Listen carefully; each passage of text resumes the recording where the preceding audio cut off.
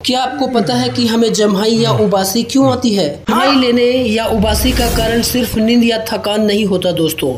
असल में जम्हाई हमारे ब्रेन को ठंडा करने और ज़्यादा से ज़्यादा ऑक्सीजन लेने का एक तरीका है, टेक्निक है।